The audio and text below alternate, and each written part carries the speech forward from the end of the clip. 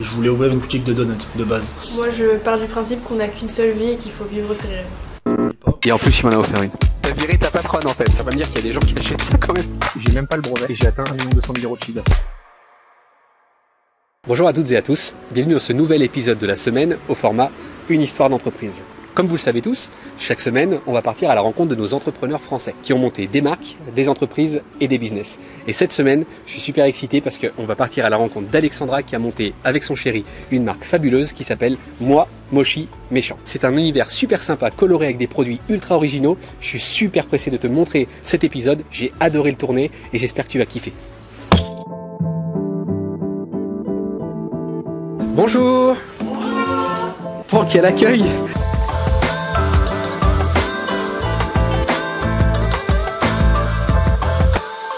Oh, quel accueil! Eux, c'est Alex et Melvin. Ils ont fait le tour du monde et ils ont découvert une pépite en Asie du Sud-Est. Ils ont décidé courageusement de monter une société en couple et de créer leur marque en France. Elle s'appelle Moi, Mochi, Méchant. Comme tu l'as compris, leur univers est autour du Mochi Donuts. J'ai adoré leur image de marque, leur combativité. Une petite attention particulière à Odé, qui a pris du temps pour nous et qui nous a expliqué en détail le concept. Avant toute chose, donne de la force à la chaîne, mets un j'aime, abonne-toi, active la cloche, bon visionnage. Bienvenue à tous, on est du coup chez Moi, Mochi, Méchant. Aujourd'hui, on va aller à la rencontre du coup d'Alexandra, son chéri Melvin, Audeline. On va aller voir la marque qu'ils ont créée et puis l'univers qu'ils proposent à tous les clients et tous les gens de la ville de Lyon. A tout de suite. Du coup, Odé, est-ce que tu peux me faire un petit débrief des produits, des parfums que vous avez, ce que vous avez créé? Nous, on fait plus de 30 goûts. Ouais. Voilà, 30 saveurs. D'accord.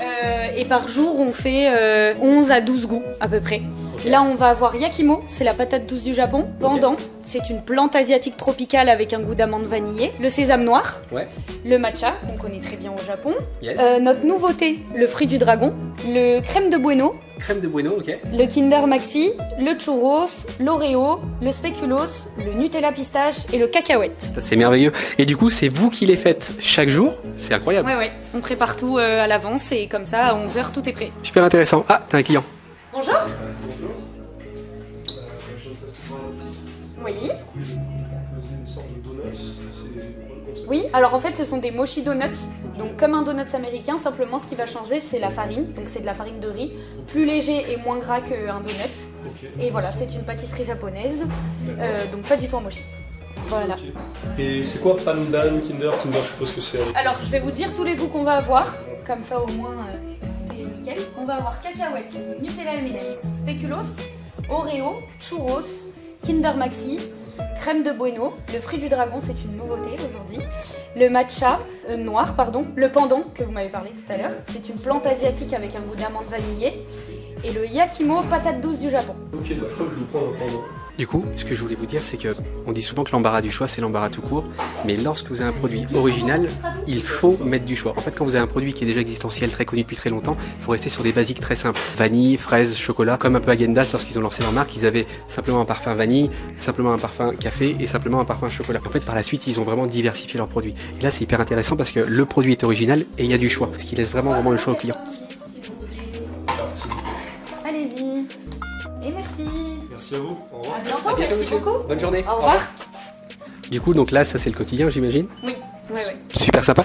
Donc là, pour le coup, tu as un produit vraiment best-seller que tu vends à chaque fois, que tu sais que tu vas vraiment vendre assez facilement? Ou comment ça s'est passé? Il savait ce qu'il voulait? C'était intéressant. Là, du coup, il m'a demandé justement le pendant, ce que c'était. C'est vachement des goûts. C'est asiatique, ça vient d'ailleurs, donc du coup, les gens, ça leur plaît. Donc du coup, dans les moments comme ça, je lui explique tous les goûts, comme ça au moins, si jamais il en veut d'autres, il est fixé. Okay. Et pour les best-sellers, oui. Souvent, on les explique à l'avance, mais comme il m'a dit qu'il voulait le pendant, j'ai directement dit les goûts et je lui ai expliqué ce que c'était.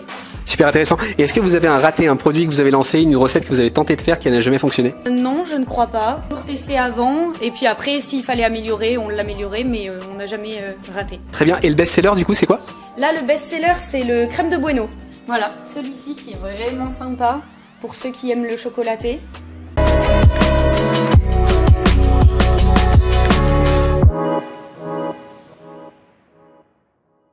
Salut Alex, salut Melvin, merci beaucoup de nous recevoir, on est super content de vous avoir sur la chaîne. Donc du coup oui, donc la chaîne met l'accent sur l'entrepreneur et sur l'entreprise, sur l'histoire de l'entreprise. Moi ce que j'aimerais bien que l'on fasse, c'est que simplement vous nous racontiez peut-être ce que vous faisiez avant d'avoir monté la marque. À toi l'honneur.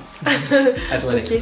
Avant de monter la marque, j'étais chef de réception en hôtellerie. Ok. Et Melvin, du coup, il travaillait dans les salles de sport. Moi c'était en salle de sport pendant 2-3 ans. J'ai fait un peu d'hôtellerie avec elle et c'est après le Covid, je crois un an après, on a décidé de carrément changer de voie en fait. Non, le Covid, j'ai l'impression que ça a posé vraiment des questions à tout le monde pour se recentrer sur ce qu'on a vraiment envie de faire, c'est hyper intéressant. Et du coup, alors donc vous avez beaucoup voyagé avant de monter la marque, je crois, c'est ça hein? Bah là en l'occurrence on a trouvé cette idée quand on a fait notre voyage en Indonésie et en Thaïlande. Donc c'est à partir de ce moment là en fait où on s'est dit go, on va faire ça. En fait quand on est parti de base, on a quitté nos CDI, on a quitté notre appartement, on a tout mis dans un box. Sur l'étranger. C'est ça. On est parti en Asie, on s'est dit bah c'est soit on trouve un endroit là-bas où on est bien tous les deux et on y reste, soit bah on revient et à ce moment-là on avise. Donc on a voyagé pendant 2 mois et quelques et en fait on n'a pas trouvé d'endroit où on était vraiment bien tous les deux. C'est-à-dire qu'elle aimait des endroits que moi j'aimais pas forcément, et etc. Et on a redécouvert le Mochi Donut qu'on avait connu la première fois à New York. D'accord. Et on s'est dit bah en vrai ça peut être grave un bon concept en fait qu'on n'a pas en France. Il n'y en a qu'un seul sur Paris, il n'y en a pas à Lyon, donc on s'est dit bah go, on va essayer et on va tout faire pour que ça marche. C'est hyper intéressant. Et du coup, alors combien de temps vous vous êtes donné pour monter la marque? Depuis combien de temps est-ce qu'elle existe? J'aimerais bien que vous reveniez aussi sur parce que franchement vous avez un code couleur et une image de marque qui est bien impactante. On sent qu'elle a été grave travaillée. Qui a travaillé ça? Est-ce que c'est lequel de vous deux? Tous les deux. Enfin, je trouve que les idées elles sont merveilleuses. Franchement, on avait mis des plans aussi un peu du magasin, tout ça. Comment ça vous est venu tout ça? Bah les idées en général c'est moi. C'est en fait toute la journée je cherche. C'est-à-dire que même le soir quand on est fermé le magasin, je rentre à la maison et je suis tout le temps sur le téléphone en train de chercher des idées. Alex un peu moins, on va dire qu'elle c'est plus celle qui va me dire oui ou non là tu pars un peu trop loin. J'aime bien chercher des idées tout le temps de la nouveauté, ajouter quelque chose qui change. Voilà, en général elle valide ou elle valide pas, ça dépend. Et du coup Alex, pourquoi moi Mochi méchant?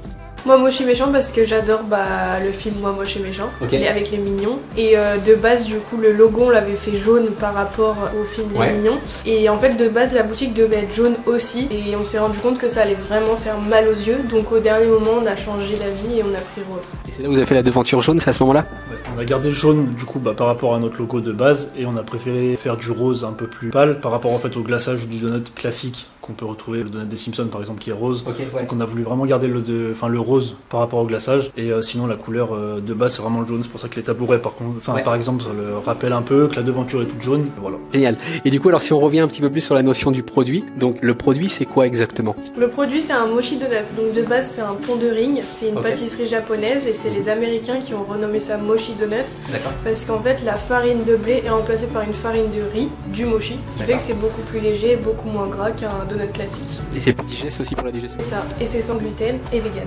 C'est génial, c'est le combo parfait. Et du coup, donc c'est ce qu'on disait tout à l'heure avec Odé. Donc le produit et de base il est fait naturellement, ça qu'il y a rien dessus, c'est par la suite que vous pouvez mettre un glaçage, des toppings, etc. Donc c'est déclinable sans fin en fait. En fait, on peut faire beaucoup de variétés de glaçage et du coup c'est ce qu'on fait parce depuis qu'on a ouvert, on en a créé peut-être un peu plus d'une cinquantaine je dirais. Après il y en a qui sont éphémères, qui vont rester que à la semaine pour la nouveauté et d'autres en fait qui marchent tellement bien qu'on a décidé de les laisser et maintenant ils font partie des entre guillemets les piliers de nos saveurs. À savoir qu'on en sort entre 12 et 14 différents tous les jours pour que les clients aient vraiment le choix entre ceux qui aiment bien le chocolat, ceux qui n'aiment pas, ceux qui préfèrent les saveurs fruitées, voilà, et du coup on a quand même pas mal de glaçage. Super intéressant. C'est quoi le produit qui vous a fait vraiment buzzer sur Instagram, etc. Honnêtement, on a le Rainbow Cheese qui a vraiment bien marché de par sa couleur en fait, qui fait vraiment effet arc-en-ciel. C'est vraiment un des produits qui a bien marché sur les réseaux. Je vois bien, je veux bien voir, je suis chaud. Donc ça se présente comme ça, et l'effet arc-en-ciel. Aïe aïe aïe. Oh, c'est extraordinaire. Voilà. On peut monter jusqu'au ciel si tu veux. C'est hardcore, c'est incroyable. C'est assez simple comme recette en fait, c'est du pain de mie avec de la mozzarella colorée. Après nous on utilise un pain qui fait que c'est un peu meilleur que si tu prends du pain classique dans un magasin. Et du coup ça c'est quelque chose qu'on a découvert à Tokyo. On n'est pas allé à Tokyo mais c'est à Tokyo qu'on a vu des magasins qui le proposent en tout cas. Du coup ça a été, parce que j'imagine que monter un magasin c'est quand même un parcours avec des réussites et parfois aussi quelques embûches. Ça a été quoi la difficulté la plus grande que vous avez dû surmonter depuis que vous avez commencé à monter le magasin? Moi je dirais peut-être les travaux, parce que les travaux on a presque tout tout fait nous-mêmes. On a des amis qui nous ont aidés, par exemple pour la façade, pour tout ce qui est l'électricité, etc. Mais sinon tout ce qui est la peinture, casser les murs, etc. C'est nous qui avons fait nous-mêmes. Donc il y a eu du retard, il y a eu des choses qui nous ont pas plu. Enfin voilà, je pense que ça a été le truc un peu le plus compliqué depuis qu'on a ce magasin, parce qu'avant on était ailleurs. Et depuis qu'on est vraiment chez nous, je pense que c'est ce qui a été le plus dur. Et pour beaucoup, les gens pensent en fait que créer son entreprise, mais vraiment pour beaucoup de personnes, ils ont l'impression qu'il faut un énorme budget pour monter une boîte. Là, vous avez monté un magasin, j'imagine qu'il y a quand même des charges fixes. Si vous êtes d'accord de le partager, bien sûr, avec l'audience, ça a été quoi le coût de lancement pour que le business soit atterri comme ça, tout fini? On a dépensé 8 000 € à deux. 8 000 € à deux? De base. Après, vraiment de base. C'est que ça, c'était avant. C'était pour ouvrir la boutique. D'accord. Quand on a vraiment commencé, en fait, on a commencé dans une espèce de dark kitchen, si on peut dire. Ça, c'était notre investissement de base. Et après, tout ce qu'on a gagné pendant ces 6 mois-là, on a réinvesti. C'est-à-dire qu'on a vraiment presque rien touché là-dessus. Et c'est ça qui nous a permis en fait d'acheter ici. On a eu de la chance de trouver celui-ci qui est quand même plutôt bien placé par rapport au prix qu'on l'a payé. Par contre, après, ça dépend vraiment de. Tous les business sont différents. C'est-à-dire que quelqu'un qui veut faire du tatouage, il va pas avoir les mêmes charges et pas la même nécessité que quelqu'un qui veut faire de la friture. C'est vraiment différent. Donc nous, en l'occurrence, on a réussi à trouver quelque chose qui nous correspondait à peu près. On l'a façonné à nos besoins. Mais c'est vrai que je pense que c'est pas pour tous les business pareil. Ok, super. Ils sont tous quand même très intéressés par les chiffres. Est-ce que vous êtes d'accord de nous partager quelques chiffres? Le volume peut-être des produits vendus par jour, ça peut être intéressant. En moyenne, en jour de semaine, on en vend entre 100 et 150, un peu plus, voire le double le week-end. Après, ce qui change d'avant, c'est qu'avant, on faisait que les mochi donuts à l'ancien local. D'accord. Alors qu'ici, du coup, on a pu développer tout ce qui est les boissons, donc les lattés, plein de choses comme ça. Donc on a plus de boissons. On a le salé qu'on pouvait pas faire avant. Donc les croque mochi, par exemple, le rainbow cheese. Et là, qui arrive, on a les mochi glacés. Donc en fait, on veut faire vraiment autour de moi mochi méchant, on veut vraiment que ce soit tout ce qui est autour du mochi et donc de la farine de riz. Trop bien. Je vais vous demander surtout si les projections pour vous, les ambitions que vous avez là, vous avez monté un magasin, vous avez envie de faire quoi par la suite du coup? Ouvrir un magasin à l'étranger ou un restaurant. Mais en tout cas, oui, pas rester là. Dans les 2 années à venir, on sera parti sur. Quitter la France du coup. On va dire qu'on a créé cette marque en fait comme un tremplin pour que ça nous aide du coup à atteindre vraiment notre objectif final. On aimerait bien en ouvrir plusieurs dans la région pour commencer. Après, si possible, partir s'installer à l'étranger et développer la marque là-bas. Dans l'idéal, ce serait garder la marque ici et la développer un peu plus à l'étranger, notamment à Bali. Du coup, sur la notion de chiffres aussi, est-ce que vous êtes d'accord d'aborder peut-être le sujet du salaire? Ouais, bien sûr. Là, pour l'instant, on se paye pas. On a préféré garder nos aides, donc le chômage. On se paye pas et dans tous les cas, c'est voulu. Comme ça nous permet en fait de tout ce qu'on va gagner pour l'instant, le réinvestir parce qu'il y a quand même pas mal de produits encore qu'on va ajouter à la carte, plein de choses à acheter encore. Donc pour l'instant, on préfère vraiment garder l'argent et le réinvestir et on verra plus tard pour se payer. Vous avez une idée à peu près de quand vous allez pouvoir réussir à vous verser un salaire? Honnêtement, déjà le chômage, on l'a jusqu'au mois de juin. Donc, de cette année? Ouais, de cette année. On vise. Donc déjà jusqu'au mois de juin, je préfère ne pas toucher l'argent de la société pour pouvoir réinvestir. Très bonne idée. C'est vrai que ça c'est quand même un écosystème vraiment génial en France, c'est pas de partout pareil. On peut bénéficier du chômage pour monter sa société, donc profitez-en. Je pense en 1 an, parce que là vous avez peut-être un peu moins de temps, mais souvent on peut avoir accumulé 1 ou 2 ans de chômage, ça laisse facilement le temps de faire décoller une entreprise pour commencer à se payer, donc ça c'est un bon point. Moi j'aimerais bien revenir sur l'idée, parce que je trouve que l'idée elle est quand même incroyable. J'aimerais bien savoir d'où elle vient l'idée, comment est-ce que vous avez pensé à lancer ça?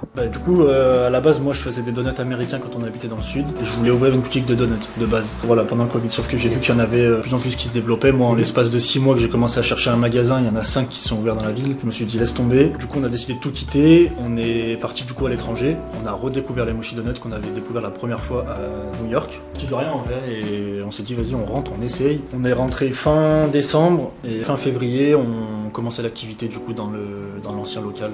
Vraiment génial. Et du coup donc vous vendez en boutique. Donc là ça fait un premier canal et vous vendez aussi via les applications. Vous êtes multicanal je crois. Ouais, les plateformes de livraison comme Uber Eats, Deliveroo. Donc on a ça en livraison. Après il y a certaines livraisons dans les alentours qu'on peut se permettre de faire nous-mêmes. Là on est en train de voir pour l'année 2024 pour faire tout ce qui est les salons un peu comme la Japan Touch. Aussi. Voilà c'est ça. Ouais, pour faire ça on a déjà fait des foires. On développe petit à petit. Après on aimerait bien développer la vente dans toute la France via les livraisons réfrigérées comme Chronofresh etc. Mais c'est une logistique un peu différente donc on est en train de travailler ça et on va essayer d'y sortir 2024.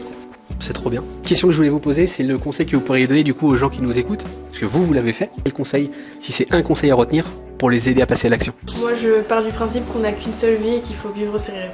simple, efficace. Moi je dirais en vrai si on n'essaye pas, on sait pas. Et étant donné qu'on voulait pas continuer à travailler pour quelqu'un, qu'on voulait vraiment entreprendre, bah nous on s'est dit on essaye, ça marche, tant mieux, et on va tout faire pour que ça marche. Et si ça marche pas, c'est pas grave.